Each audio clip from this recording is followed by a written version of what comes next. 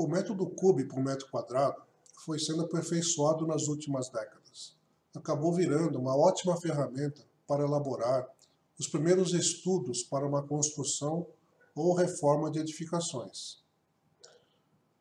Contudo, para que o resultado do cálculo seja confiável, é preciso usar o método dentro da norma técnica que lhe deu origem.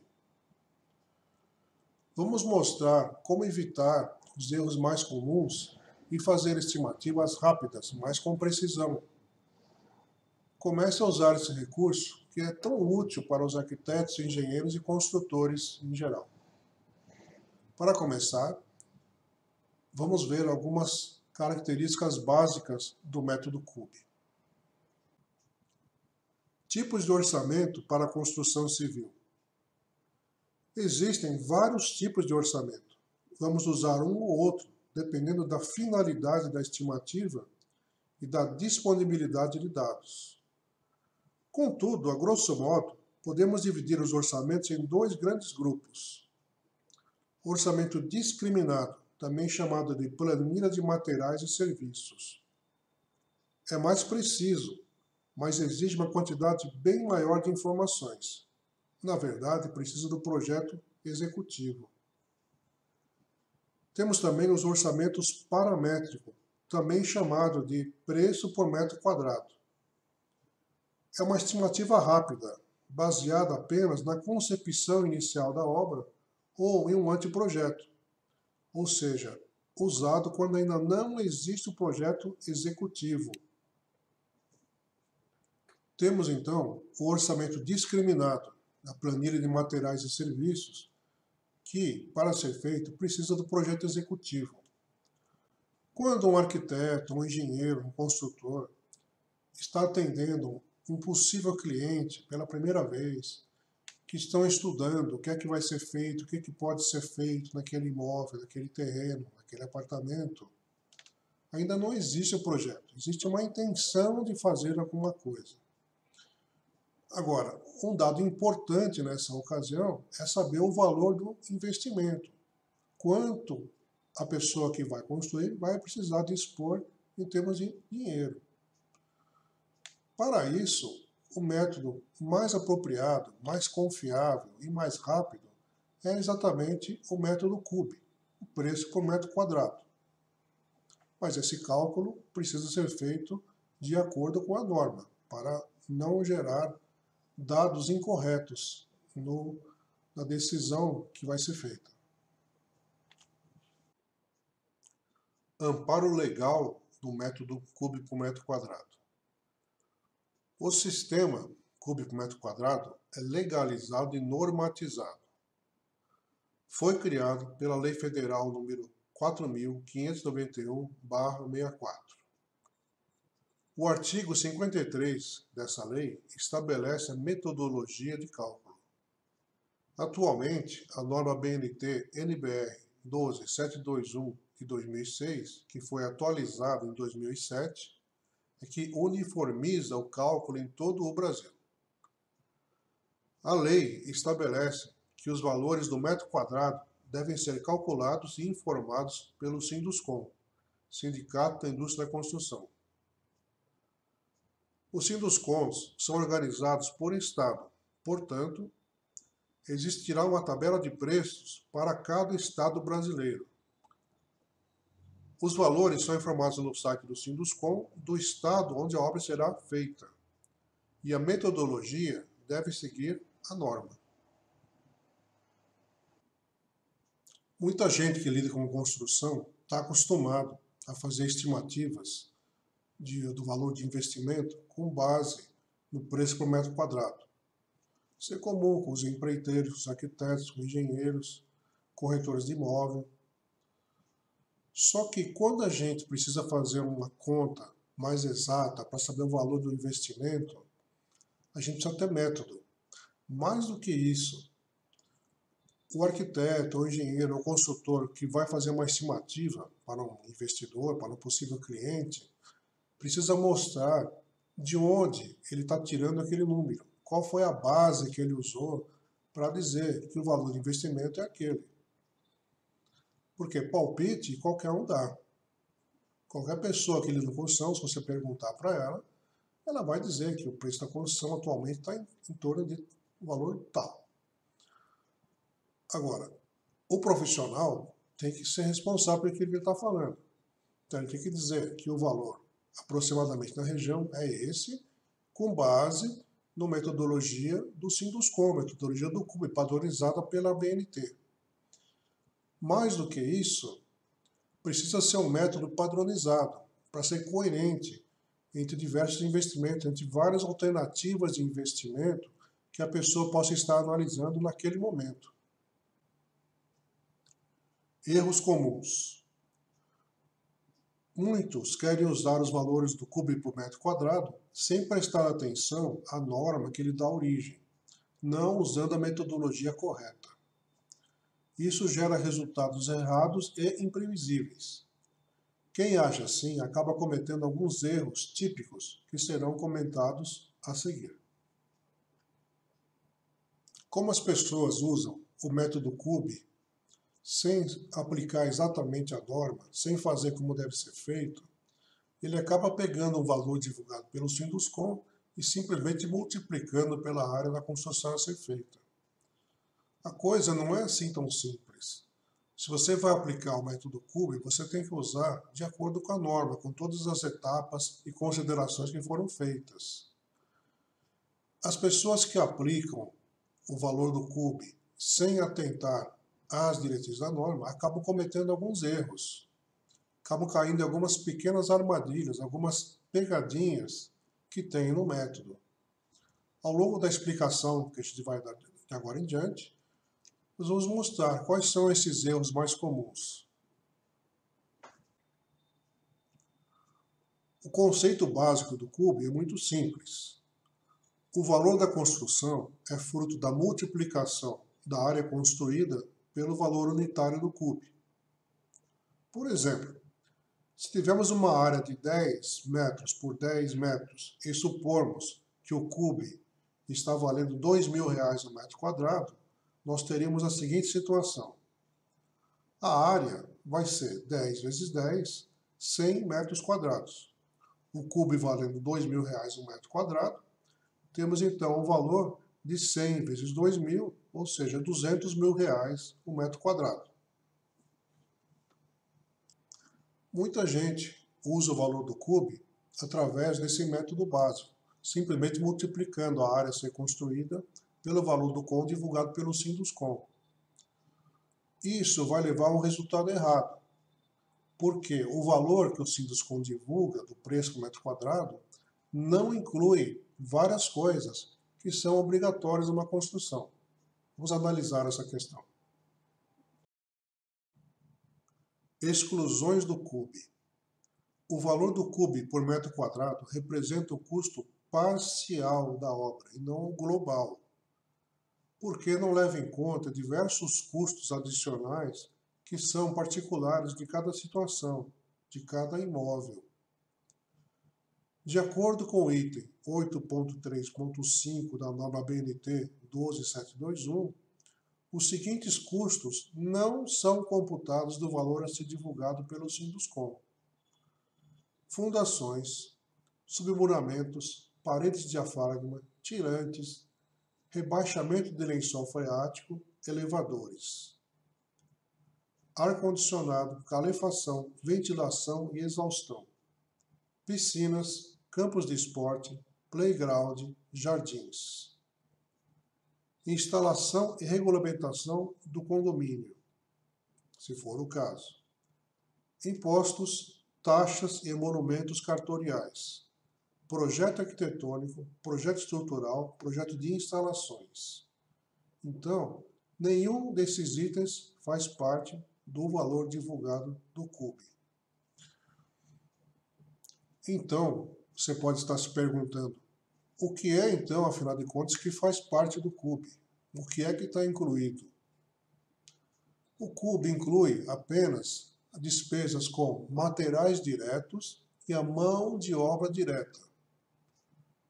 É o cimento, a areia, o tijolo, o ferro. Em termos de mão de obra, o pedreiro, o azulejista, o pintor, o ajudante E também existe uma porcentagem de custo administrativo da empreiteira que vai fornecer essa mão de obra. O restante, o que não está incluído, precisa ser adicionado no valor do cálculo final, para você chegar num resultado mais exato. Voltando então ao conceito básico do CUB, já vimos que esse valor do CUB divulgado pelo Sinduscon é apenas parcial. Existem algumas coisas que não estão incluídas que devem ser adicionadas. É o que a gente chamou de primeiro erro mais comum, ou, se você preferir, a primeira pegadinha do CUB. O segundo erro mais comum, ou a segunda pegadinha, diz respeito à área. No caso aqui, se nós temos uma região de 10 por 10 metros, ela vai ter uma área geométrica de 100 metros quadrados. Isso está correto em termos de arquitetura e engenharia. Só que o CUB não trabalha com área geométrica, ele trabalha com a chamada área equivalente. Vamos analisar esse conceito e ver por que ele existe. Área equivalente. O Sinduscon divulga o valor do CUB por metro quadrado apenas para o padrão geral da obra. O valor divulgado não se refere a áreas específicas, seja o corpo principal da edificação ou áreas acessórias, como jardins, piscinas, varandas, beirais e calçadas. Para saber o valor do metro quadrado de cada bloco do edifício, é preciso fazer o desenho de implantação desse edifício, identificando cada bloco com custo similar. Para cada um desses blocos, é preciso fazer uma conversão através do chamado coeficiente de equivalência, para obter assim a sua área equivalente. A área equivalente de um bloco é igual à área real ou geométrica multiplicada pelo coeficiente de equivalência daquele tipo de bloco, ou seja, área equivalente igual área geométrica vezes coeficiente de equivalência. Os blocos do prédio que seguem o padrão geral da área construída têm área real igual à área equivalente, proporção 1:1. As áreas descobertas ou de padrão diferente devem ser corrigidas, gerando áreas equivalentes maiores ou menores do que a real. Exemplo: se uma área de estacionamento tem custo de 40% do padrão geral da obra, então uma vaga de estacionamento com área real de 20 metros quadrados terá 5 metros quadrados de área equivalente, 20 vezes 0,4.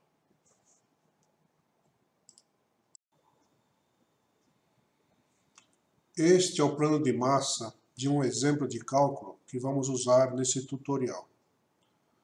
No caso, temos um terreno de 10 por 25, ou seja, 250 metros, onde pretendemos orçar a seguinte edificação. Um corpo principal com 20 por 8,5 metros, numa área total geométrica de 170 metros quadrados. Na frente, em azul, temos uma garagem de 5 por 6 metros, ou seja, 30 metros quadrados de área geométrica. Isso nos dá uma área resultante, uma área livre, de 50 metros quadrados, marcado em verde. E não podemos nos esquecer que uma edificação desse tipo, vamos ter que refazer também a calçada. Mesmo que a calçada atual esteja em boas condições, provavelmente, depois que for feita a obra, ela vai ter que ser refeita, e isso tem um custo.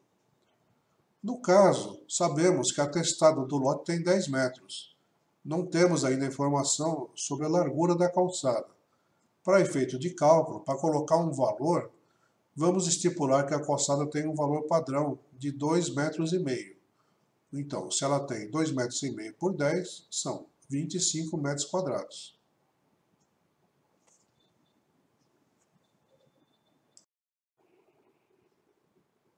Temos aqui um resumo dos coeficientes de equivalência da norma BNT 12721. A área privativa, aquela que tem a unidade autônoma padrão, no caso de um prédio de apartamentos, ou do bloco principal de uma edificação, tem o coeficiente 1. Significa que o valor que for divulgado pelo Sinduscom para aquele tipo de edificação é o mesmo valor do metro quadrado nessa área privativa. Em segundo lugar, temos área privativa, salas com acabamento, padrão coeficiente 1. Ou seja, esse tipo de área custa o mesmo valor que foi divulgado pelo Sinduscom para o CUB por metro quadrado daquela edificação. O terceiro item é a área privativa, salas sem acabamento, 0,75 a 0,9. Significa que, se for um prédio onde as salas são entregues sem acabamento, a área privativa dessas salas vai custar entre 75% a 90% do valor divulgado pelo Sinduscom para aquele tipo de edificação. No quinto item temos garagem, vai entre 0,5 a 0,7.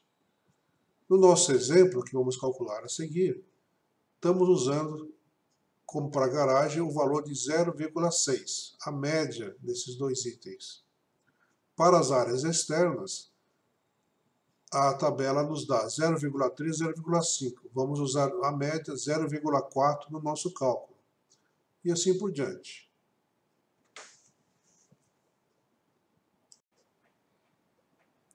Voltando ao nosso exemplo de cálculo de área equivalente, supondo que estamos orçando uma residência, teríamos o seguinte cálculo de áreas equivalentes, sempre lembrando que o cálculo é feito por bloco. Temos a construção principal, que no caso aqui é uma casa, uma residência. Tem 170 metros quadrados, coeficiente de equivalência 1, nos dá uma área equivalente de 170 metros quadrados. Temos uma garagem na frente com 30 metros quadrados, com coeficiente de equivalência 0,7. Isso nos dá um resultado final de 21 metros quadrados de área equivalente para essa garagem. A área externa tem 50 metros quadrados. Com coeficiente de 0,4, temos 20 metros quadrados de área equivalente. E, finalmente, a calçada tem 25 metros quadrados, vezes o coeficiente de 0,4, nos dá 10 metros quadrados de área equivalente. A área equivalente total é a soma de todos esses blocos, que aqui, nesse exemplo, tem 221 metros quadrados de área equivalente. Voltando ao conceito básico do CUB, já vimos que a área que entra no cálculo não é a área geométrica, mas é a área geométrica vezes o coeficiente de equivalência que vai nos dar a chamada área equivalente.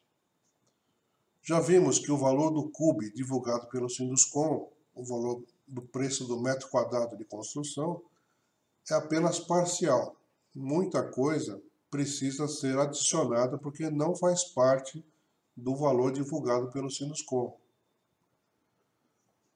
Falta ver agora onde a gente consegue esse valor do Sinduscom. Qual é o valor em reais por metro quadrado de construção? Para isso, vamos precisar estudar um outro conceito, que é o de projeto padrão do CUB.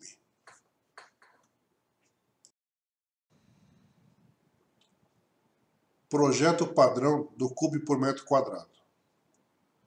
A norma BNT 12721 traz 16 projetos padronizados, incluindo casas, prédios de apartamentos e galpões.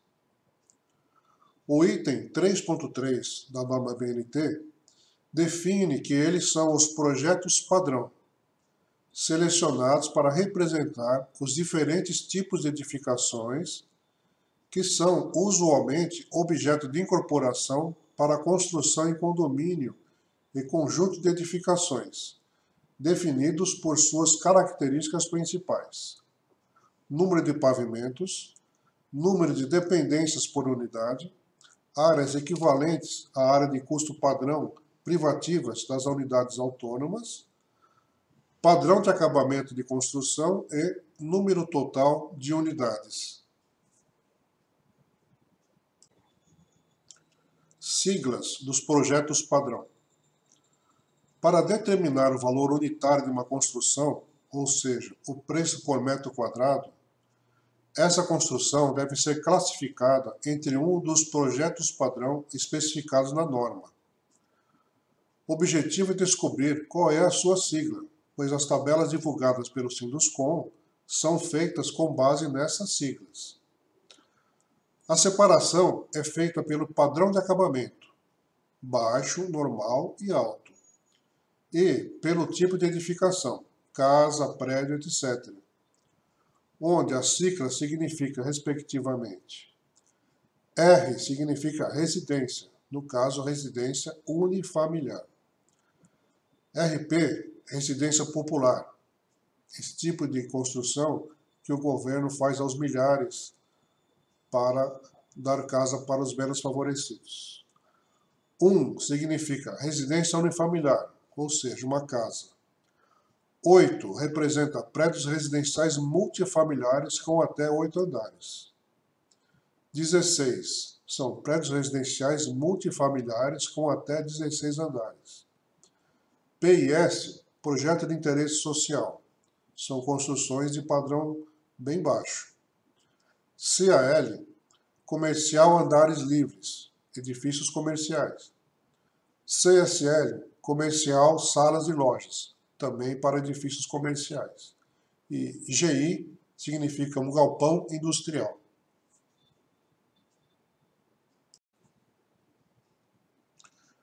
Este é um exemplo de um projeto padrão da norma BNT. No caso, é um R1B. Então, significa residência unifamiliar, padrão de acabamento baixo. Reparem que é uma pequena residência, com 2 dormitórios, sala, cozinha, banheiro e uma pequena área de serviço. Para cada um dos outros 15 projetos que estão na norma, existirá um projeto como esse, com todos os detalhes. Cada prego, cada lata de tinta, cada tijolo está relacionado na norma. O que o Sinduscom faz é colocar tudo isso numa planilha, verificar quais são os preços no mercado e divulgar os valores resultantes, que será o padrão de preço desse tipo de construção.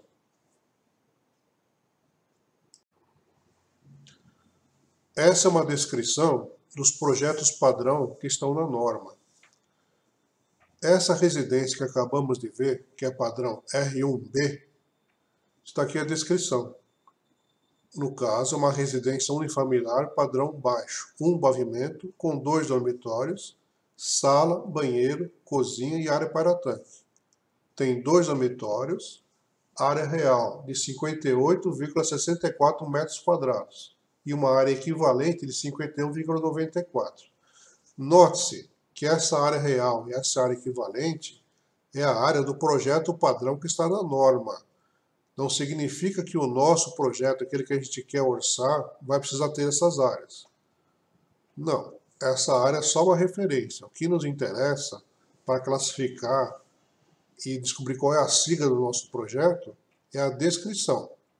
Por exemplo, R1N, próximo, é residência unifamiliar padrão normal, um pavimento, 3 dormitórios, sendo um suíte com banheiro, banheiro social, sala, circulação, cozinha, área de serviço com banheiro e varanda, além de um abrigo para automóvel. Tem 3 dormitórios, área real 106,44 e área equivalente 99,47. O R1A já é uma residência unifamiliar padrão alto, um pavimento, 4 dormitórios. Tem 224,82 metros quadrados e área equivalente 210,44. Esses 3 tipos, R1B, R1N, R1A, são os que a gente mais usa no dia a dia, de pequenas obras e reformas.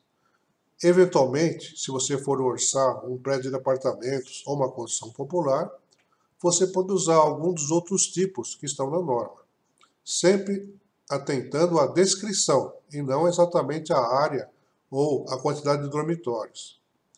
Se for um sobrado, é a mesma coisa. A norma não faz distinção de residências com 1, 2, 3 ou mais pavimentos. O que interessa para a norma é o tipo da construção e o padrão de acabamento. Onde achar o valor do CUB? Existem muitos sites e publicações que mostram o valor do CUB por metro quadrado. Contudo, o mais confiável é ir direto no site do Sinduscom e pegar a tabela original e atualizada. É importante ressaltar que os Sinduscoms são organizações estaduais.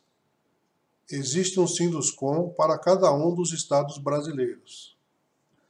O valor que eles divulgam é a média do estado, considerando-se tanto a capital quanto as cidades do interior. Nos estados maiores existem sedes regionais, mas o valor que eles divulgam é sempre a média do estado.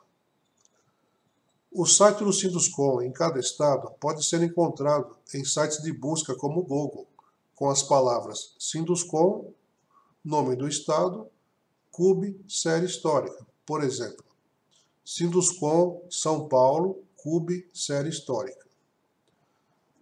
Alguns exemplos de sites do Sinduscoms. São Paulo, sinduscomsp.com.br. Rio de Janeiro, sinduscomrj.com.br. Minas Gerais, sinduscommg.com.br. E tem alguns estados que têm um tracinho, por exemplo, Rio Grande do Sul, sinduscom-rs.com.br. É muito importante, quando se faz cálculos com o CUB, saber a fonte das informações. A única fonte confiável, realmente, são os sites dos Sinduscoms.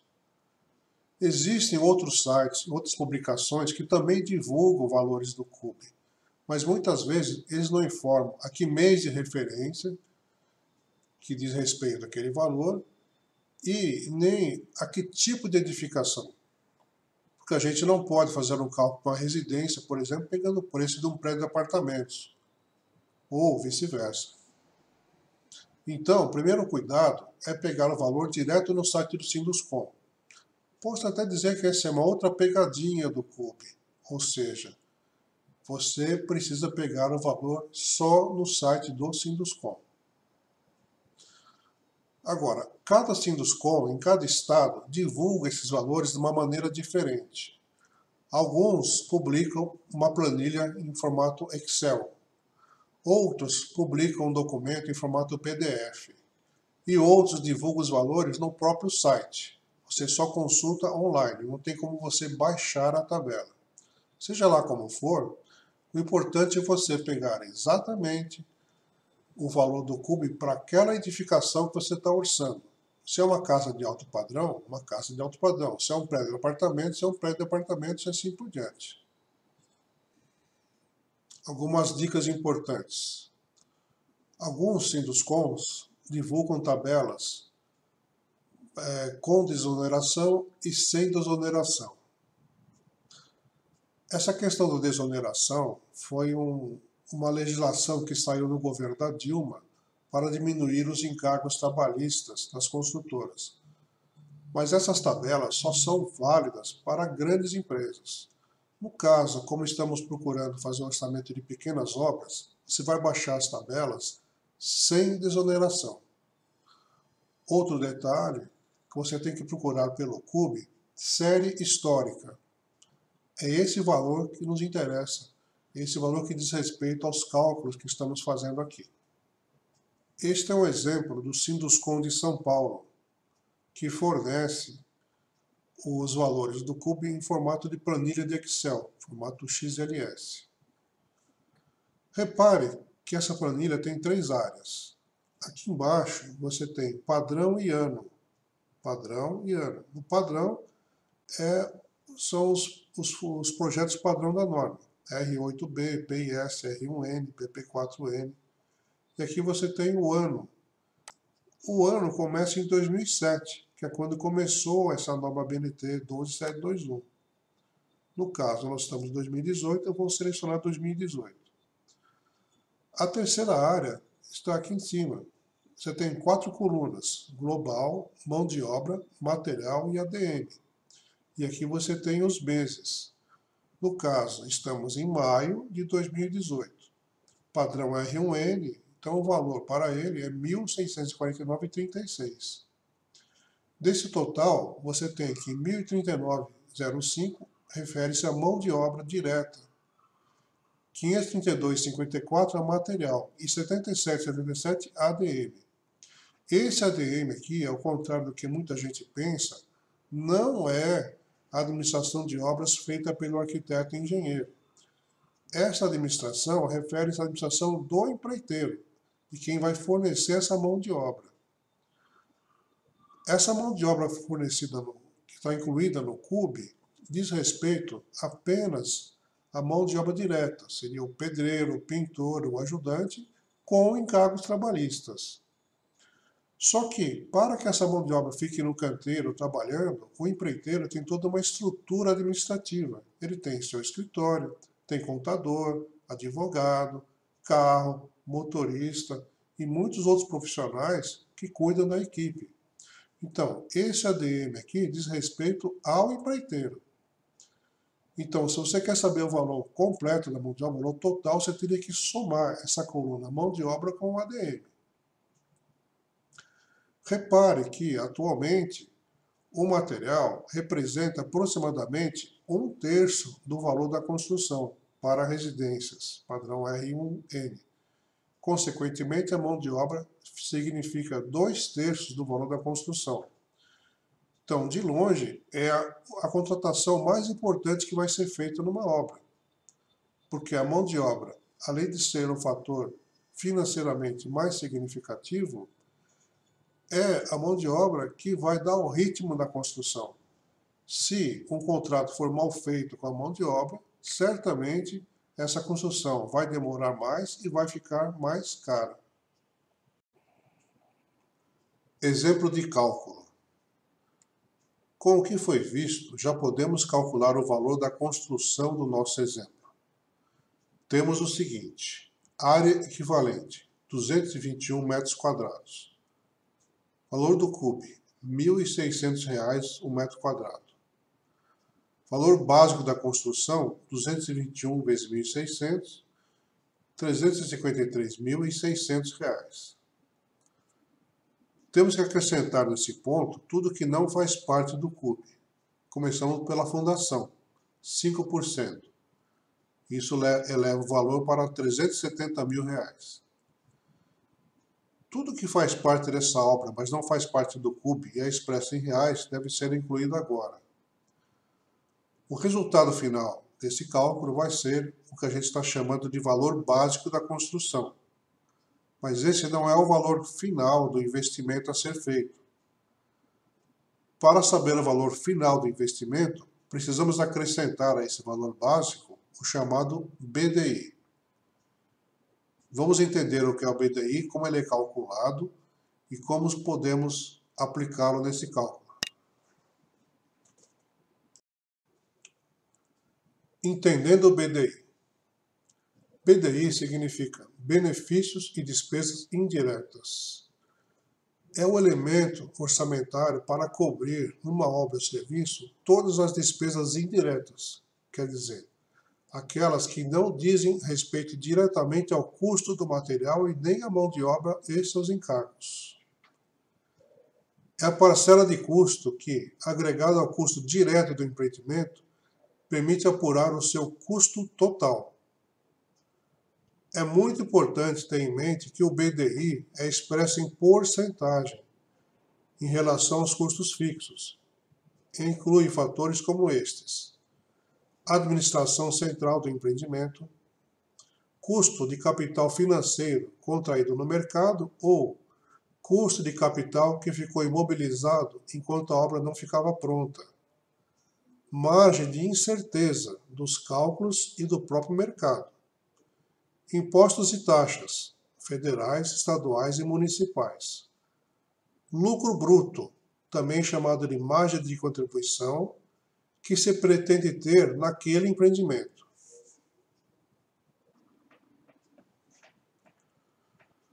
Os dois tipos de BDI.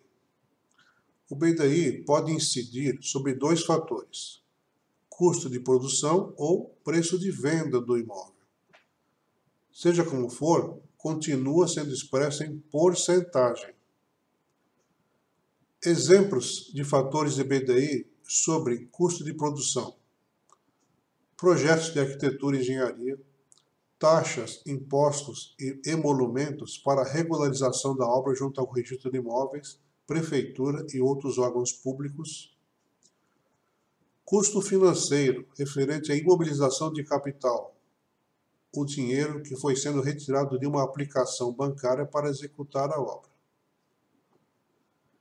Exemplos de fatores de BDI sobre o preço de venda de um empreendimento, como, por exemplo, um prédio de apartamentos, corretor de imóveis, impostos sobre a venda de imóveis, emolumentos cartoriais para escritura e registro de imóveis referentes à venda, despesas de financiamento bancário para a compra deste imóvel. O cálculo do BDI é uma especialidade dentro da engenharia. Nas construtoras, costuma existir um ou mais especialistas só para determinar o valor do BDI. Não é para menos que qualquer 1% do custo na construção de uma grande obra é muito dinheiro. No caso aqui, estamos tratando de pequenas obras.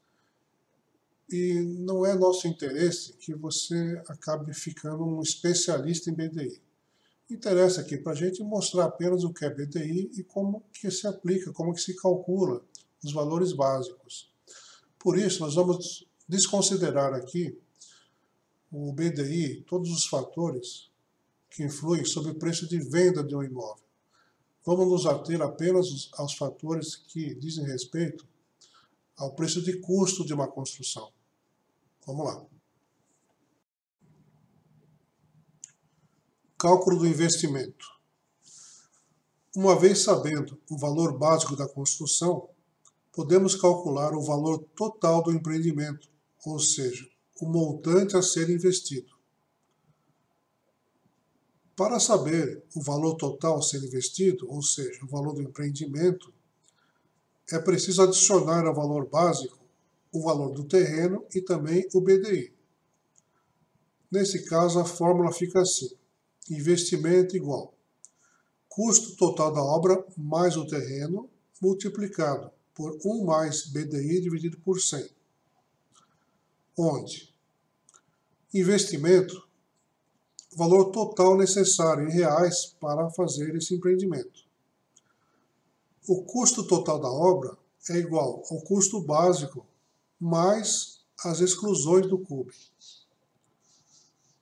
O terreno é o valor do terreno, se ele tiver que ser comprado, ou então o quanto ele vale na atualidade, se estivermos calculando um empreendimento para negócio, que não seja para uso próprio. E o BDI é o benefícios e despesas indiretas, que sempre é expresso em porcentagem. Na fórmula, o BDI é dividido por 100 para fazer a conversão de porcentagem, por exemplo, 50% para índice, no caso equivalente a 0,5.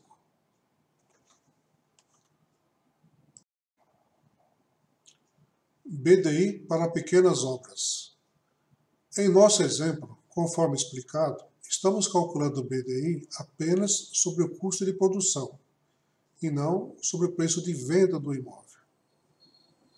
No caso de pequenas obras e reformas, uma composição típica do BDI pode ser dada por essa combinação: taxa de risco devido à instabilidade do mercado, 10%. Impostos e taxas, averbação, saldo de INSS, ISS, etc., 10%. Custos financeiros, 10%. Projetos, arquitetura, instalações de estrutura, etc., 8%. Administração da obra, 12%. Total do BDI, nesse exemplo, 50%. Supondo-se que o imóvel do exemplo é apenas para uso próprio, isso é, não é para negócio, podemos desconsiderar o valor do terreno e ficar apenas no cálculo do valor da construção com os encargos. O investimento, portanto, será de 370 mil vezes 1,5, total 555 mil reais.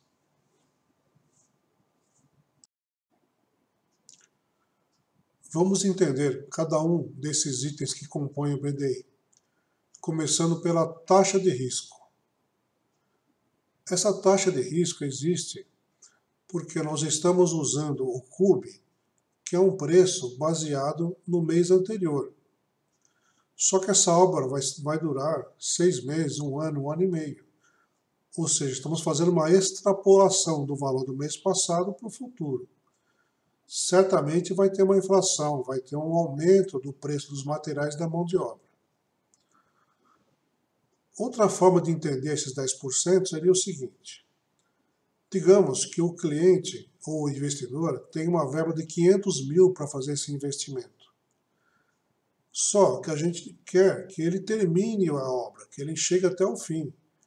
Então a gente tiraria 10% desse empreendimento. Em vez de fazer para 500 mil, vamos fazer os cálculos para 450 mil. Se a pessoa tem 100 mil, vamos fazer um cálculo para 90 mil e assim por diante. Então, essa taxa de risco é uma maneira da gente garantir ou aumentar a probabilidade de que a pessoa vai chegar até o fim da obra com a verba que nós estamos destinando para isso. O próximo item do BDI que estamos considerando são os impostos e taxas. Toda construção precisa pagar impostos para os órgãos públicos e para os cartórios de registro de imóveis. Se for uma construção de uma casa, por exemplo, o registro de imóveis constava que havia um terreno, ou então uma casa velha que foi demolida. Se nós fizermos uma casa nova nesse terreno, ou se reformarmos a casa anterior, de tal forma que ela aumente o seu valor, o registro de imóveis tem que ser notificado para fazer as anotações da nova construção. Para isso, eles vão cobrar uma taxa, que fica entre 3% a 4% do valor investido, dependendo da cidade e do cartório. Temos também um saldo de INSS e ISS, que quem deveria pagar esses impostos são os empreiteiros. Mas eles nem sempre pagam tudo, ou mesmo que eles tenham pago a parte deles, pode ser que o INSS ou a prefeitura considere que ainda existe um saldo, ou seja, um imposto ainda a pagar. Então a gente sempre deixa uma reserva para o caso de ter que pagar mais esses dois impostos.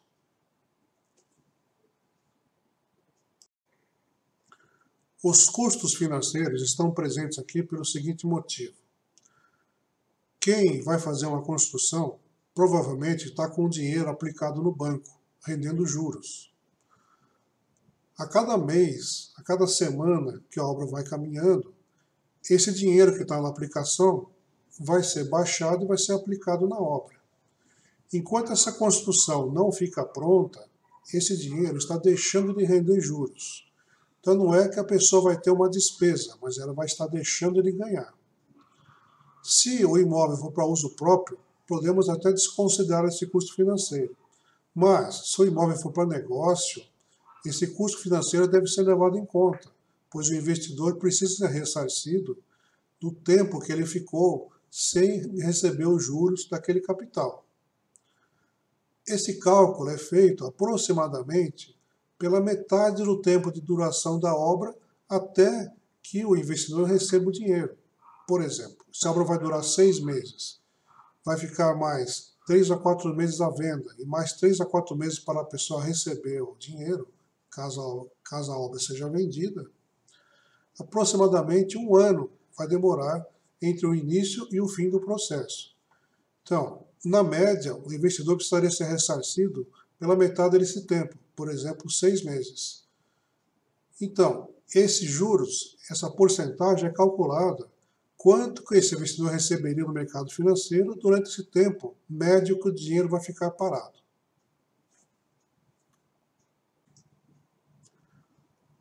O próximo item são os projetos, arquitetura, instalações, estrutura, etc., juntamente com a administração da obra.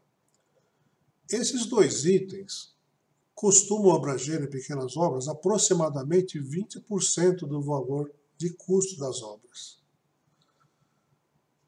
Pode ser 8 e 12, como foi aqui, pode ser 10 e 10, ou 12 e 8, ou 5 e 15. Vai depender do tipo da construção e do tipo de empresa que está fazendo esse investimento. Não significa que esse valor vai ser pago especificamente ao engenheiro ou ao arquiteto, mas é uma previsão de valor. Cada projeto precisa ter um orçamento à parte, um orçamento específico para os projetos para a administração da obra. Mesmo que a pessoa não vá fazer um projeto completo e mesmo que a pessoa não vá contratar um administrador de obra, esse custo existe. No caso dos projetos, por quê? Você fazer uma obra sem ter um projeto detalhado de arquitetura, de instalações e estrutura, a pessoa acaba gastando mais do que seria necessário.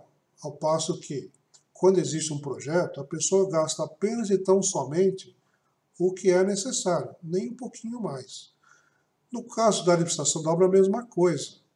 Se o proprietário não quiser contratar um administrador profissional, no caso um arquiteto ou engenheiro, com o intuito de economizar, na realidade o que se percebe é que ele vai acabar gastando mais, porque ele não é um profissional do ramo, ele não sabe bem onde comprar as coisas e muito menos como contratar os fornecedores. Então, no intuito de economizar, na realidade acaba gastando mais. Então esse custo existe sim. Ou vai ser pago a um profissional, ou vai ser gasto por desperdício. Eu acho que foram mostrados os aspectos mais importantes do método CUB. É claro que tem muito mais a ser aprendido e a ser detalhado. Quem precisa de mais informações, eu sugiro que venha fazê-lo nos meus cursos, onde a gente explica esse método com mais detalhes, com mais atenção e com mais exemplos. Por enquanto, me coloco à disposição. Quem tiver dúvidas, favor entrar em contato e a gente vai ajudar em tudo que estiver ao nosso alcance.